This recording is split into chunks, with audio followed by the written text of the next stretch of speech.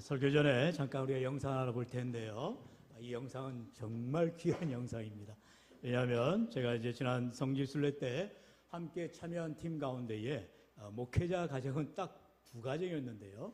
저와 미국 시민권을 가진 목사님 가정이신데 이분이 특별히 이렇게 성지순례를 준비하면서 드론 교육을 받아가지고 꼭 성도들에게 시내산의 전경을 이제 드론으로 촬영해서 보여주겠다 이렇게 해서 준비해서 잘 갔습니다.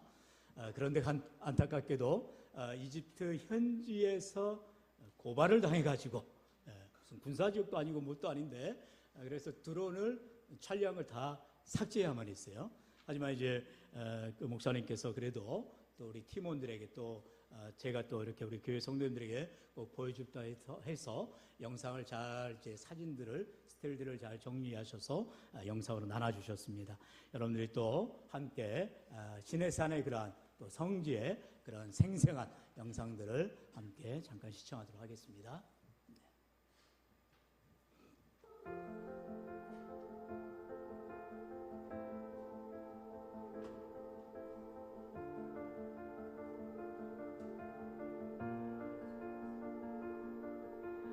I keep fighting voices in my mind that say I'm not enough.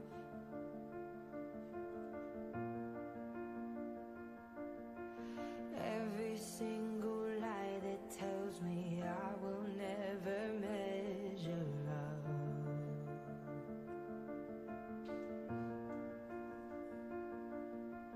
Am I more than just the sum of every high and every low?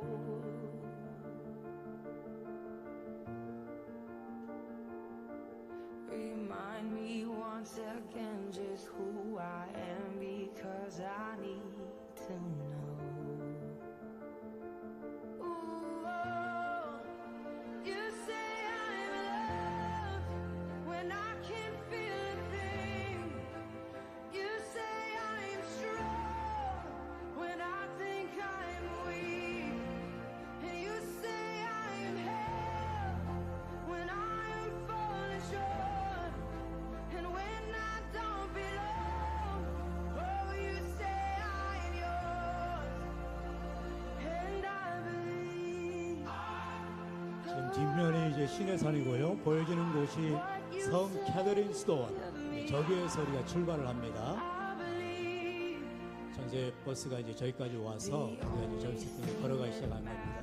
Now is everything you think of me. 성 캐더린 스토어는 이제 헬레나라고 하는 여러분 잘 아시는 로마의 황제 콘스탄티누스의 어머니가 성지에 그렇게 가고 싶어 했는데 평소에 가지를 못하고 그래서 스토어를 세웠습니다. 저렇게 낙타를 타야 할 수가 있는데 못 타가지고 못 올라갔습니다. 우리 목사님은 직접 낙타를 이제 사모님이 이제 폐가 한쪽이 없으셔가지고 사전에 이렇게 양해를 구하고 보험을 들어가지고 비싼 돈을 들여서 낙타를 타고 갑니다. 촬영하다 보면 제가 잠깐 저 앞에서 보일 수도 있습니다. 눈을 잘 크게 뜨시고 담임 목사님 어디에 있는지 한번 찾아보시기 바랍니다. 지금 저들은 베두인들입니다. 베두인들이 저 사막, 저 광야에서 생활하면서 지금 저렇게 관광객들한테 20달러, 20달러 하면서 시내산에 올라가는 것을 태워주고 있습니다. 돈을 줘도 못하는 거예요. 왜냐하면 보험 처리가 안 되기 때문에. 예전에 어느 나라, 인도 사람인가 어느 사람이 관광객이 타고 가다가 그만 굴러 떨어져서 죽었습니다. 보험에 대해 전혀 못 주는 You have every victory. Ooh, you say I'm loved when I can't feel a thing. You say I'm strong when I think I'm weak. You say I'm held when I am falling short. When I don't belong,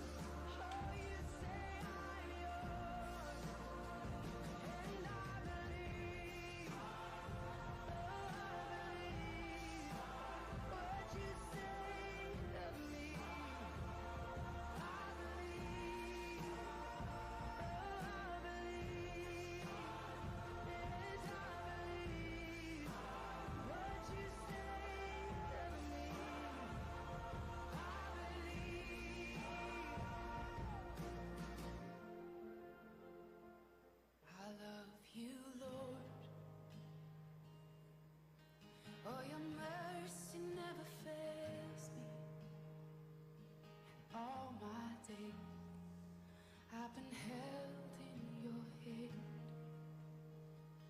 from the moment that I wake up until I lay my head. Oh, I will sing of the goodness of God. 'Cause all my life you have been faithful, and all my life you have been so, so good. With every breath that I am able, oh, I will sing of the goodness of God. I love your voice. 저 산에서 모세가 하나님을 만나고 십계명을 받은 장소가 되지요. 지금도 저렇게 황량한 광야로 돌며 있는 산입니다.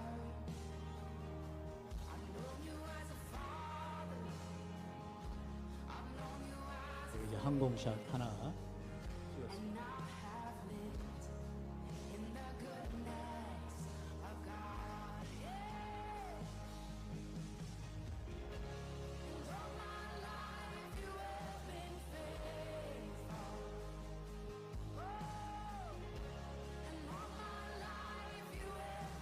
저곳이 이제 정상의 예배 초소로 세워져 있는 세 곳이 있다고 합니다. 하나는 유대인들이 세운, 그리고 또 하나는 이제 모슬림들이 세운, 또 하나는 이제 이방인들이 세운, 그래서 곳곳에 예배 초소로 정상에 세워져 있다고 합니다.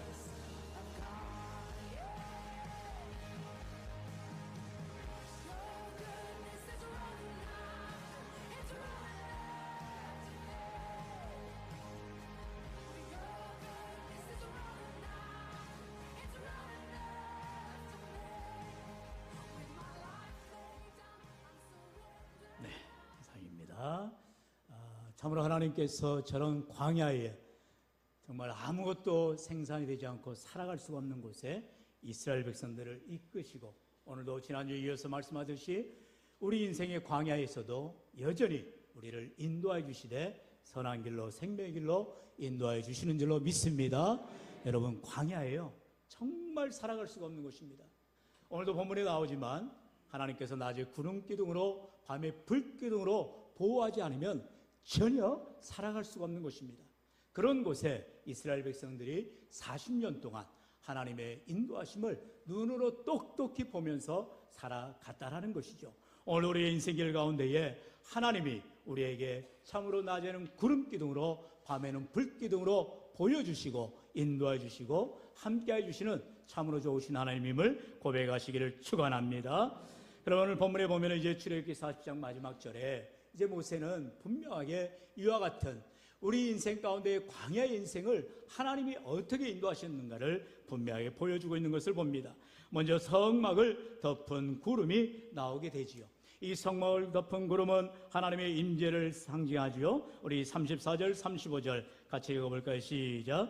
구름이 회막에 덮이고 여호와의 영광이 성막에 충만하며 모세가 회막에 들어갈 수 없었으니 이는 구름이 회막 위에 덮이고 여호와의 영광이 성막에 충만함이었더라. 아멘. 성막의 주님의 상징, 바로 놀라운 구름으로 하나님이 임재하였다라고 성경은 말하고 있어요. 바로 구름으로 하나님이 임재하였다는 것은 이제 열왕기상에 들어가 보면 솔로몬이 성전을 지었을 때에 이렇게 새 성전을 짓고 나서도 그곳에 구름이 가득한 것을 보게 되지요. 우리 열왕기상 8장 10절로 11절의 말씀 같이 읽어볼까요? 시작. 제사장이 성소에서 나올 때에 구름이 여호와의 성전에 가득하며 제사장이 그 구름으로 말미암아 능히 서서 섬기지 못하였으니 이는 여호와의 영광이 여호와의 성전에 가득함이었더라. 아멘. 언제나 하나님은 회막 가운데에 성막 가운데에 성전 가운데에 구름으로 임재하여 주시고 가득 임하여 주셔서 하나님의 영광이 임하였음을 보여주고 있다는 것입니다. 오늘 우리 인생 가운데에 하나님이 구름 기둥으로, 다시 말하면 우리가 눈으로 보일 수 있도록 임하여 주시고 우리 안에 충만히 거해 주실 뿐만 아니라 우리 삶을 선한 길로 인도하여 주신다 말씀하고 있어요. 뿐만 아니라 우리에게는 성령을 부어주셔서 오늘도 내 안에 성령의 충만한 은혜를 더하여 주셔서 모든 문제를 믿음으로 이겨나갈 수 있도록 성령이 인도하여 주시는 줄로 믿습니다. 그러므로 저와 여러분은 언제나 하나님께서 구약의 이스라엘 백성들에게 구름 기둥으로 인도하여 주셨듯이 오늘 우리의 삶 가운데에 성령으로 인도하여 주시고 조명하여 주시고 밝혀주시며 하나님의 승리의 삶을 살아가시기를 주의 이름으로 축원합니다. 또한 이렇게 성막의 성전에 가득 임하였던 구름은 이제 이스라엘 백성들의 갈 길을 인도하였다라는 것입니다. 구름이 앞장서서 나아가게 됐다라는 것이죠. 우리 본문 36절 같이요, 시작. 구름이 성막 위에서 떠오를 때에는 이스라엘 자손이 그 모든 행진하는 길에 앞으로 나아갔고. 아멘. 지금 이 내용이 민수기 9장에 보면 동일한 내용이 나옵니다. 17절에서 이렇게 말씀하지요. 구름이 성막에서 떠오르는 때에는 이스라엘 자손이 곧 행진하였고 구름이 머무는 곳에 이스라엘 자손이 진을 쳤으니. 아멘. 여러분, 이스라엘 백성들은 지금 광야에서 한마디로 집을 짓고 살아갈 수가 없어요. 거기서 몇십 년이고 거주할 수가 없는 거죠. 그래서 성막, 다시 말하면 텐트 생활을 해야만 했습니다. 그리고 이스라엘 백성들의 12지파가 이제 한가운데에 성막을 중심으로 곳곳에 이제 자신들의 진영을 이루어야 했습니다. 그러면 왜 성막이 한가운데 있었다고요? 그것은 어디에서든지 여호와의 성막 위에 구름이 움직이는지 멈추는지를 봐야만 했기 때문이에요. 여호와의 성막 위에 구름이 멈춰 있을 때에는 그들이 텐트에서 생활할 수가 있었습니다. 그러나 이제 구름이 성막 위에서 앞장서서 나아가게 되면 그들은 어서속히 성막을 그리고 텐트를 장막들을 거두어서 구름이 인도하는 대로 따라가야 했다는 것입니다. 오늘도 우리의 인생 가운데에 내 가는 길을 하나님께서 선히 인도해 주실 때에 우리는 주님을 바라봐야 되는 것입니다.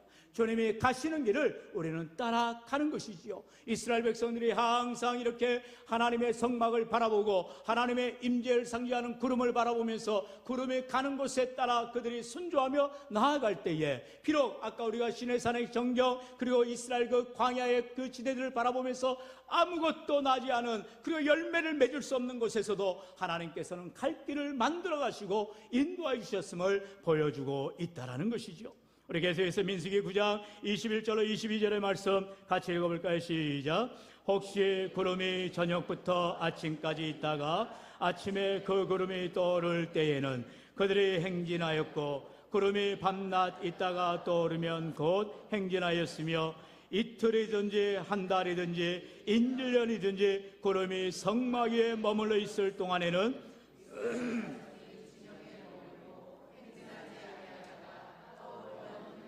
행진하였으니. 아멘. 할렐루야. 여러분, 바로 이와 같은 이스라엘 백성들의 모습이 우리 개혁주의 신앙인의 모습이라는 거예요. 하나님이 말씀하시면 그 말씀하신 대로 따라가는 것입니다. 말씀이 멈추면 말씀에 순종하며 멈춰야 된다는 거예요. 우리의 삶의 기준은 언제나 생명의 주가 되신 하나님의 말씀인 줄로 믿습니다.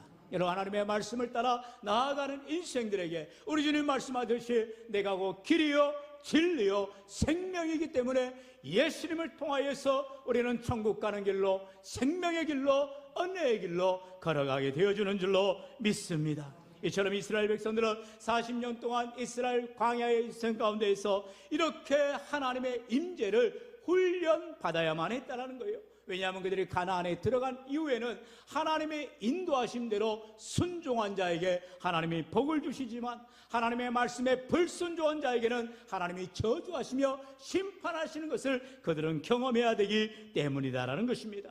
오늘 우리 인생들 가운데에 하나님은 우리에게 늘 말씀하여 주십니다. 오늘 우리에게 성령의 은혜를 통하여서 하나님을 섬기라라고 주님을 헌신하며 믿음으로 나아가라고 말씀할 때에 우리가 순종하며 나아가는 자들, 엎드려 주님 앞에 기도하는 자들 주님이 선한 길로 반드시 인도하여 주시는 것입니다. 문제는 무엇이에요? 우리의 삶이 평안할 때 하나님의 말씀을 등한히 할 때가 있다는 거예요.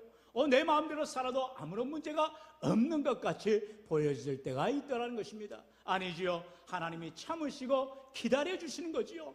하나님께로 돌아오기를, 하나님께 회개하기를, 하나님께 자복하며 나오기를 하나님은 기다리고 계신다라는 것입니다. 그러면 우리의 삶에 문제를 만났을 때, 어려움을 당했을 때, 특별히 질병 가운데에 고통을 당할 때에 우리는 주님 앞에 납작 엎드려야 되는 것입니다. 생명의 주가 되신 주님, 내 삶을 바른 길로 인도하여 주옵소서. 나를 의의 길로, 복된 길로 인도하여 주옵소서. 주님 앞에 기도하며 성령의 충만을 구할 때에 하나님께서는 반드시 우리를 귀한 길로 인도하여 주시는 줄로 믿습니다.